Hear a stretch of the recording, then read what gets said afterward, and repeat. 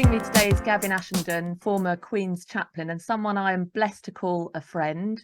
Hello, Gavin. I'm calling you Gavin, but I noticed in many of your interviews, people have been calling you Father Gavin.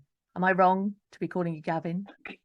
Catherine, Gavin is as polite as it gets, and people call me all kinds of things. Some more polite, some less polite. But I'm no longer father formally. I'm a Catholic layman. I'm very proud of it and very happy to be so. So the media people often call me doctor, but every so often when they want to when they want to invoke a sort of priestly presence, they just call me father as if I never left the Anglican Church and had not become a Catholic. So it's quite all right. But between you and me, I'll be Gavin and be happier with it. I'm not even calling you doctor, so you're really slumming it when you come on Choose Agape, Gavin. Yes, that's fine. I'm very glad to slum it on Choose Agape. You have been incredibly busy since the Queen died. I noticed you had someone from CBS was sent round to your house there in Normandy the other night while you were fielding calls from all over the place. So it's been a busy time. I felt so important.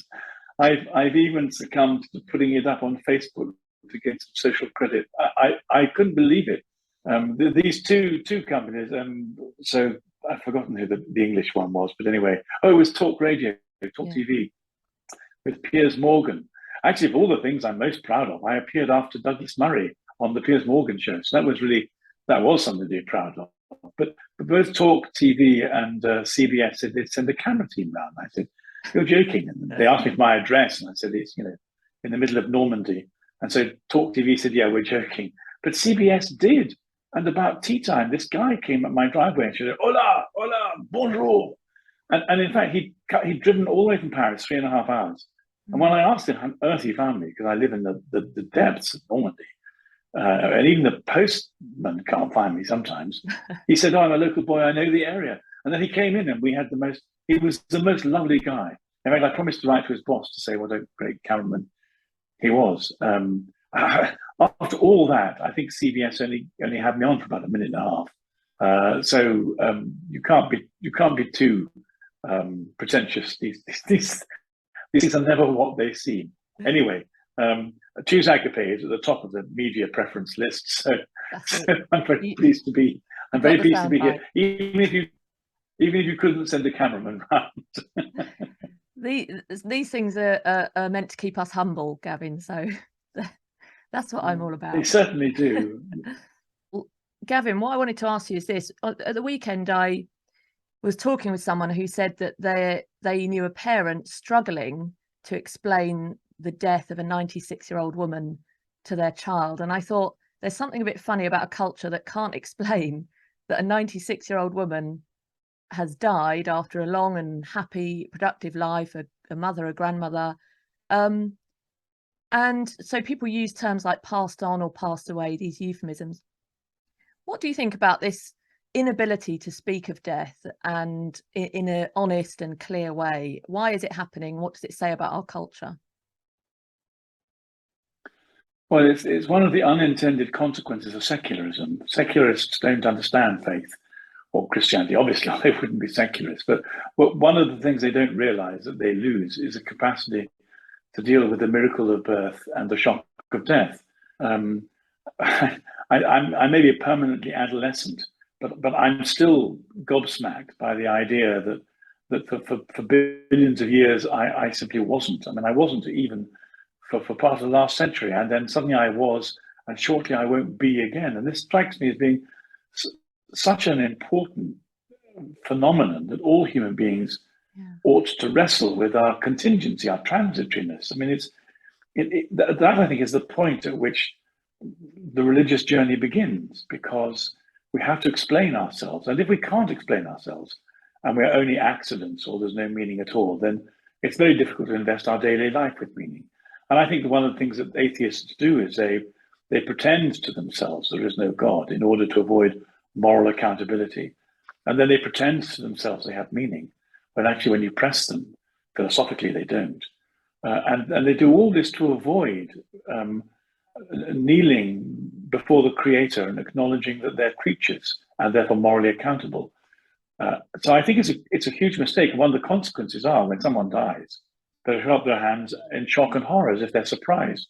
I mean, I was even on an evangelical radio station, and the presenter said, "Well, how are you praying?"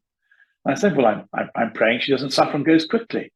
"Oh, well, shouldn't you be praying that she gets better?" I said, "No, she's 96. She's got to go to heaven. I mean, it's time." Oh no! And then the woman really was freaked out by this. Oh no! Surely you mustn't pray she dies. I said, "Yes, of course I pray she dies. Why would you? Why would you keep her here? She's got to die.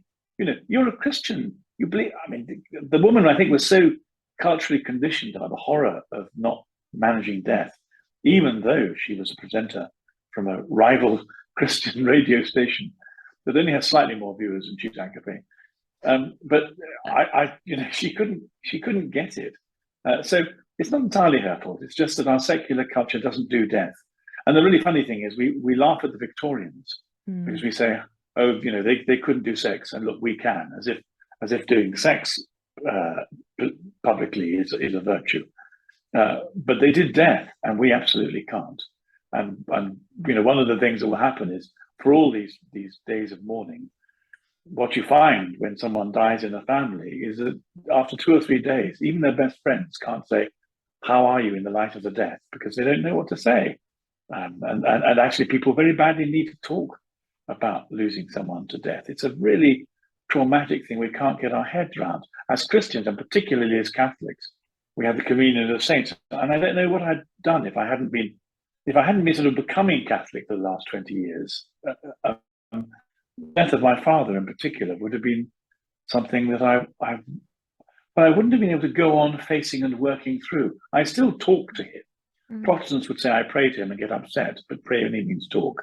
I pray for him and I talk to him, and there's this kind of transaction of love in the spirit, which I think is entirely right. Didn't you find that with your mother? Yeah, definitely. In fact, it's a little bugbear of mine that people won't speak about death. And I had a conversation with one of my friends over the summer, and she said, "I think it's rude to say someone died. I think we should say they passed on." And first of all, I said, "Where have they passed on to?" And secondly, why is it rude? Because it's just an inevitability, and you'll die and I'll die. And she left soon after that. But I think you're right. You just I think it's a reality that we try and escape. And actually, if people don't speak honestly, it makes it harder, in fact, I think, to process that inevitability, to process death. But I suppose you and I are people who have been around others when they've died, and not everybody will have experienced that. In our culture, we're so separated from death, and it's so medicalized, and often people die in hospital and not at home. And so I really think that they don't know how to do it. And maybe the Queen's death is an opportunity for people to address that and think, well, how do I speak to, especially since she was an old woman, and there's nothing shocking, unusual or surprising about it. Yes, I think that's exactly right. Yep, I agree. So I saw you being interviewed by Patrick Christie, I think it was, on GB News the other day, and it was so beautiful. He gave you an opportunity to talk about how important the Queen's faith was to her. And you said here that the Queen exemplified what it is to be a Christian person and to grow old with God. I thought that was lovely, to grow old with God. Someone who loves a lot, and so we want to love in return. I know people who say the Queen had an easy life, big palaces, people attending to her. But I think we have to acknowledge that actually her life must have been incredibly difficult. And yet to the end, she continued to be dutiful, to live this life of service. And that is no coincidence that it was her Christian faith that enabled her to do that. So can you just speak about how important her faith was and how that manifested and resulted in her living this life of obvious virtue, I would say? Yes, I think the first thing I want to say is that how impatient I am with a sort of secularized or political view of the Magnificat or of the Beatitudes, because the Queen was an immensely rich and to some extent powerful woman, but she was also poor and a prisoner, and so you have to decide on what your categories are. I mean, you could, the Queen was perhaps more of a prisoner than anyone in Pentonville Prison, because she had all her movements were constrained. What she could say, where could she go? She was entirely a prisoner of the system in one sense. And so I don't think it doesn't help us to say, well, here's this rich, privileged white woman, and does she have any spiritual virtue at all in the hierarchy of Christian virtues? Because she was just an embodied soul constrained by her own circumstances. And what you saw, I mean, one of the things I found is I don't know how many of our viewers remember Victor Meldrew, Yeah. but some of the cliches of Victor Meldrew are now becoming real in my own life. There's a real danger I'm becoming a grumpy old man, and grumpiness is really hard to deal with. And I always thought that a life of trying to pray through life and develop spiritual muscle would mean that when I got to mid-age or late mid-age, whatever I am, I'd have some kind of moral muscle, but I don't. If anything, it's getting harder. And so when you look, one of the things I've been saying in the interviews is when you see this woman smile, her radiant smile, the kind of constant giving that she produced through her 60s, her 70s, her 80s, and her 90s, this wasn't an accident. This isn't something you can take for granted. She wasn't just a nice old lady. What you were seeing was the fruit of the Spirit, the presence of Christ in her. And she could only have done what she did if she got on her knees and prayed and sacrificed herself daily, which we know that she did. So, but equally, the thing about this is the more of God you have in you, the more you love other people, and the more you love other people, the more they want to love back, because that's how love works. That's how agape works. And so I've been trying to say it's a great thing you admired and you loved the Queen and you found her attractive. But actually, in a profound way, you were encountering God through her. And that's what ought to happen to all Christians. But it happens in particular to her. And I think she lived the most marvelous life spiritually. You can't achieve things spiritually, but the journey she made spiritually was a very powerful and profound one. And what I'd like to try and do is help a very secular country join the dots in a way it's completely ill-equipped to do, and see that they're dealing with the effects of the Holy Spirit and the transformation of humanity that God promised us when we put ourselves in the hands of his Son. Yeah, well, let's hope you get every opportunity to do that over the next few I've been weeks. getting lost. So one of the things that I wanted to talk to people about was the way in which they were experiencing Christianity through a Christian monarch. And this will be a surprise to a lot of people. And I'm glad that there've been, speaking seriously, I'm glad there've been a few opportunities every day to talk in the media to try and give people a sense that they really were dealing with a Christian, and they kind of knew it, but they didn't know it. Yeah, and that's something real. It's not a projection. It's something that we really need. And I think we are so busy in our culture trying to distract ourselves from that with all sorts of technological devices, trips to the gym, bottles of wine, anything we can do, watch TV, to try and distract ourselves from that reality. But deep down, everybody knows it. Yeah, I don't think they do know it. I really don't. I think there's a mixture of spiritual blindness and emotional immaturity and self-referentialism. I honestly think that the people we live amongst don't know these things. I mean, one of the reasons why evangelicals are really quite good at evangelism, because they start at the lowest level and then very slowly work up. And I think it's very easy to credit people with a religious knowledge that they don't have and a spiritual awareness that they don't have. And one has to start at the very beginning. It will surprise a lot of people to know that the love, what does St. Paul call it? Love, joy, peace, patience, goodness, and something I've forgotten, and self-control. These are the fruit of the Spirit. It'll really surprise people to know that these are the things that grow in you when you put yourself in the hands of God. And apart from anything else, we're constantly bombarded with propaganda in terms of self-help or therapy or any of the other secular alternatives to transformation that are of limited value, but they don't really work. And in fact, the greatest the greatest advertisement for Christianity are people who love God. And I think perhaps, I put the Queen in the same bracketing as Saint Teresa of Calcutta. I think one of the reasons that she was so enormously effective and that people were transfixed by her was because she simply shone with the inner Jesus. Yeah. And I think the Queen and Teresa of Calcutta are very similar women in exemplifying what it is to be irradiated by the love of God from the inside. Yeah, and sort of taking themselves out of the picture. Teresa of Calcutta famously said, "I am but a pencil in the hand of God." So the writing is all God. Yes, I mean, Elizabeth might have said, "I am but a very rich and famous monarch in the hands of God." Either way, it's all God. Yeah, yes, that's right. Yes, pencil or monarch, it's all God. Pencil or monarch, take your choice. Yeah, but as you say, I thought that's a really important point. In many ways, palace or not, money or not, cars or not, she was very much a prisoner. I suspect that after a couple of years as a complete prisoner of an impersonal system in which I had to play a role imposed upon me by other people, it's a form of existential suffocation if ever there was one. I might want to go back to the point where I worried. I mean, in fact, actually, that's the whole message of Brave New World, Aldous Huxley's extraordinary book. That there is a privilege in suffering and a deadening in having all your needs met.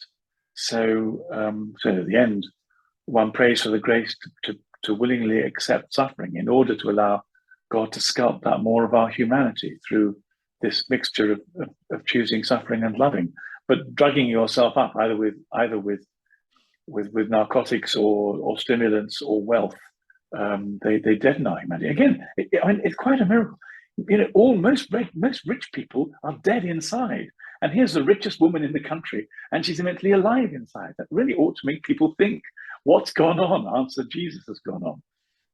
That is such a beautiful thing to say, and needs to be heard. Peter Kraft always talks about how the highest suicide rates and rates of depression are always amongst those who are the materially most rich and who have everything, and yet, as you say, often have that lacking inside, that deadness. That's not a word, is it? Deadness. Never mind. And it's a perfectly good word. The nice thing about postmodernity is we get to make up all the words we want and choose their meanings as well. I think we have a tendency in the culture to twist even the gospel, and so we have these new virtues of tolerance. That is not really what the gospel's about. There's a twisting and a manipulating, and so Jesus. There's a lot of hard sayings in the gospel, a lot of hard teachings, which is why people turn away. So it's really important to be reminded of that. Actually, to be a Christian is tough. Yes, I think there's a good many of the social virtues are perversions of real Christian ones, and as you're suggesting, one look at tolerance and patience. So the problem with tolerance is it has no inner ethical backbone. I mean, what are you supposed to tolerate and what aren't you supposed to? Where are the limits of it? Do you tolerate someone being a bore, or do you tolerate the fact that they're minor attracted? That you have to. Tolerance must be accountable to some form of ethical framework, and in our country, it's not at all. Patience, on the other, is another matter. Patience doesn't mean you indulge the person; it means you put up with them up to a point because you're giving them space and you're loving them, and you're not cutting them off in this transactional love that most of us have. You're giving them a great deal of space. But the nice thing about patience, I think, compared to tolerance, is that there's no implication of it being ethically vacuous. In fact, the fact that you're being patient suggests that you're living with a fairly strong ethical critique, and you're giving someone as much rope as they need for the purposes of the relationship. But it's an entirely different concept from the way in which tolerance is used as a poor secular alternative. Yeah, and I think we have to acknowledge that without truth, there can be no tolerance anyway. So we can't, on the one hand, call for tolerance and on the other, reject truth. Well, and this is part of the whole linguistic trick that postmodernity and the cultural Marxism is playing. Every word comes to you with a superficial meaning, but it has a series of inner meanings, a bit like the Russian doll. And as you go through the inner meanings, the very last one at the end may be entirely the opposite of the external large doll. So I mean, certainly with tolerance, what it really means is we want to give some kind of affirmation to people who have been under ethical suspicion in a Christian culture, and we want to repudiate all the Christians and their values that have created that culture. So it's a complete reversal of a fairly strong set of hierarchical and ethical values, pretending to be inclusive when it's simply designed to, if you like, to bring in ethical dregs and get rid of the whole system of ethical discernment. Well, Gavin, I'm so glad that you're out there speaking in the culture. So much of what you have to say has depth and a richness that isn't really coming from a lot of commentators, and I hope you get many more opportunities. No, well, thank you very much. I mean, there's something to say, they only use you to say the things they want to hear. Yeah. So there are moments when I say, I wish they'd phoned me up and asked me about this. I know about it, and because it's I'm famous for a relationship with the Queen that I never had, which is just it's just completely ludicrous. But nonetheless, I try and make the most of it to talk about God if they'll give me any opportunity to do so. But one of the concerns I've got is for the future of the monarchy and Prince Charles, because I don't think it's remotely assured. And despite all the excitement and the ebullience and the celebration and the validation of Charles in his grief, I'm very suspicious about the way in which I think we may be setting him up for a fall. What do you mean by that? Well, I hoped you'd say that. I was thinking the other day and think I'm very cross that the Protestant monarch has stolen the Pope's reward to Henry VIII when he called him fidei defensor, defender of the faith. Because as I'm sure all our listeners know, Henry was a very glamorous and fascinating young man, tall, handsome, vigorous, energetic, theological, spiritual, deeply Catholic. And when he heard that Luther was writing some theological horse manure, he leapt into the breach, and probably with a hand from one or two theologians, but maybe not, he wrote this repudiation of Luther, and it went right around Europe. And the Pope said, Pope said, well, you really smacked him on the nose there. Well done. Have a title, have a bauble. You are the defender of the Catholic faith. And thank you very much, Henry. And he then went on to destroy the Catholic faith in England in an appalling way, which means you can't trust glamorous young men, which we always knew anyway. But what happened was the monarchs so liked this title, they just nicked it. Even though and all these Protestant monarchs began parading themselves around as defenders of the Catholic faith, only they dropped the word Catholic, even to the extent that it's found its way onto our coinage. So it won't be a surprise to you to know that since becoming a Catholic, I mean, as a Protestant, I thought it was odd. I thought, really, are you stooping this low? Do you need these acclamations that much? But as a Catholic, I'm now quite cross and think, well, this is just nonsense. But then it occurred to me, as it happens, we're in a period of persecution for Christians now, and the monarchy's got trouble because if you take the criteria of analysis of any social virtue, the DIE culture, diversity, inclusion, and equality, nothing fails it like the monarchy. I mean, you can't get less diverse than a single family which any one person qualifies for the job. You can't get less inclusive than the hereditary family, who are the only true aristocrats in a country of 70 million. And you can't get any less equal than this pyramid of hierarchy. I mean, they are the worst offenders against the whole of the cultural Marxist tropes. So how long do we think they're going to be given before they come for them? And if you think, all that Meghan had to do was to raise a slight slur of slight racism in one anonymous person, and the whole world came down on their heads like a ton of manure. So imagine what's going to happen when they're really in the cross. I mean, imagine, for example, this teacher in Northern Ireland who's been jailed for refusing to use gender-specific language that he doesn't agree with. Now, whether he's right or wrong to be courteous to one of his pupils who's in the middle of a mental illness or a cultural meme, who knows? But everyone must agree it's completely wrong that he's been sent to court for contempt of court as it happens. He's still sent to jail. He's still in jail. Now, what if in television in Northern Ireland, he sees King Charles taking his oath as defender of the faith, and he says, "Excuse me, I've been defending the faith. Do you think you might defend me?" What if every Christian who gets slung out of a job or unable to turns around and says, "Excuse me, King Charles, you've just bigged yourself up as being defender of the faith. Will you defend me?" He'd be absolutely unable to, of course. I've just written an article today for a magazine saying that if the government knows what it's doing, it's going to have to choose between the Equalities Act and the monarchy. If it repeals the Equalities Act now, it might save the king from being dragged into a conflict in which he's going to be pulled down. He's either going to have to betray the country or the church. But if the answer will be repeal the Equalities Act, cut Christians a break, because if people start appealing to the defender of the faith as they're increasingly persecuted, Charles is going to get stuck. And even if it's not that, as Harold Macmillan said, what do you fear most in life as Prime Minister? And the answer was events, dear boy. Who knows what events will happen? But Elizabeth managed to keep the monarchy together through 70 years where a really serious crisis hit once every 10 to 15 years, the worst one being Diana's death. And she did it partly because she was loved, partly because she'd earned some kudos, partly because she listened to good advice, and partly because she knew how to change her mind when she discovered she'd been given wrong advice or went wrong. Does Charles have all those virtues? I'm not sure. We'll see. Will the crises be worse than those Elizabeth faced? Almost certainly.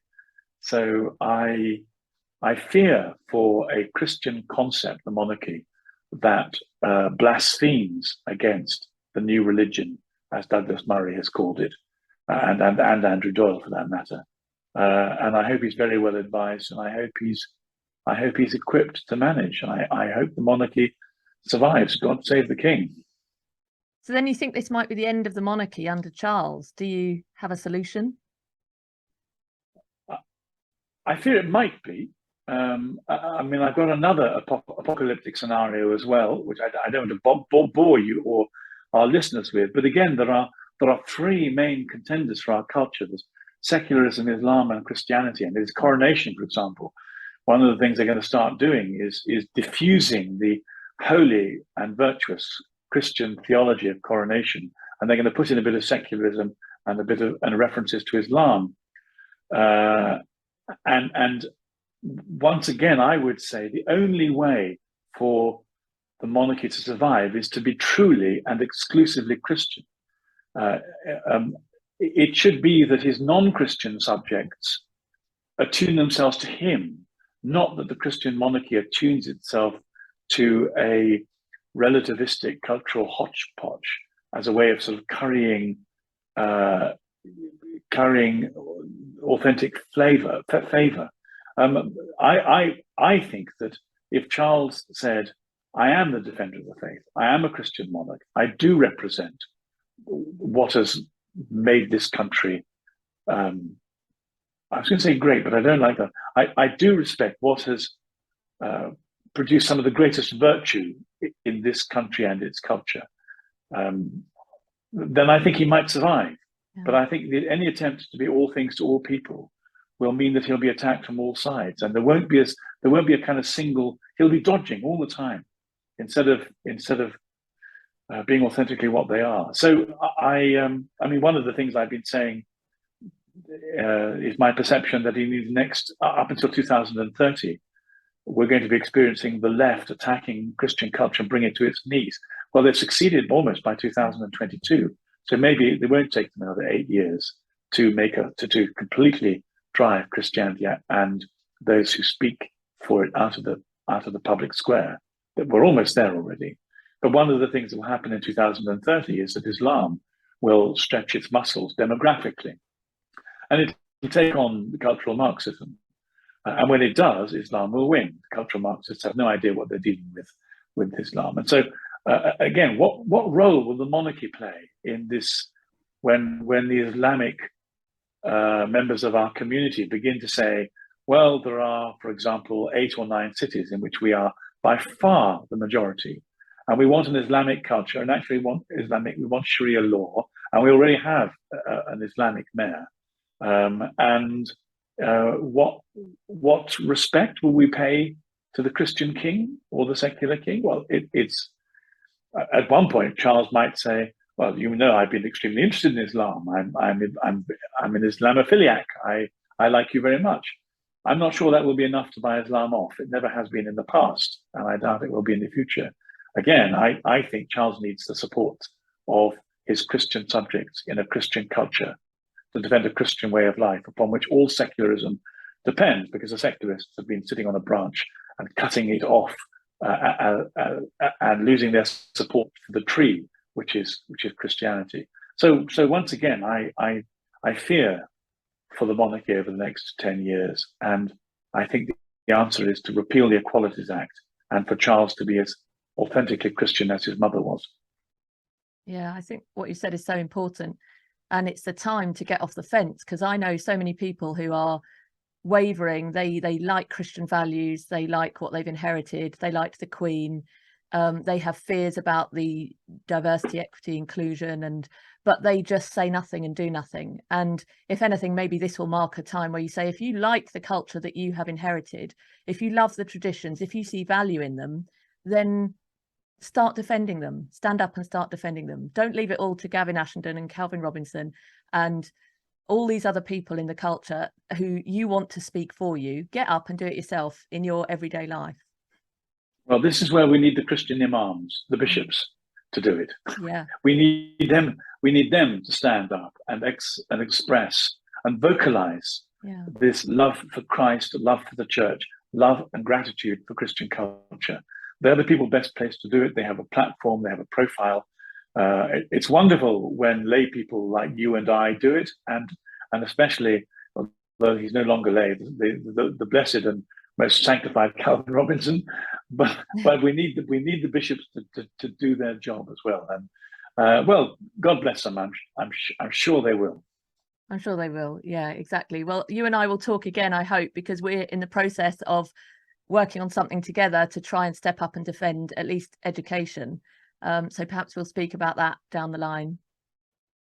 Yes, we'd like to tell everybody about DICE, the Defence of the Integrity of Catholic Education. It's a very important initiative. Clearly, we'll tax people's attention if we do it now, but maybe especially when along with Bishop Michael Nazir Ali, who heads the whole thing up, we've begun to develop the strategies that we've started. We'll have some important things to say and to invite people to come along for the ride and support us. Indeed. Right. Well, we'll leave it with God Save the King, shall we, Gavin? God save the Queen. God save the King, and pray for us, Mary, Queen of Saints. God save the Queen too. Hail Mary, full of grace, the Lord is with thee. Blessed are thou amongst women. Blessed is the fruit of thy womb, Jesus. Holy Mary, Mother of God, pray for us sinners now and at the hour of our death. Amen. Amen. Thank you so much, Gavin, for taking the time, especially during such a busy week. And I look forward to seeing you on other media platforms, speaking of God and the virtues. And Catherine, thank you.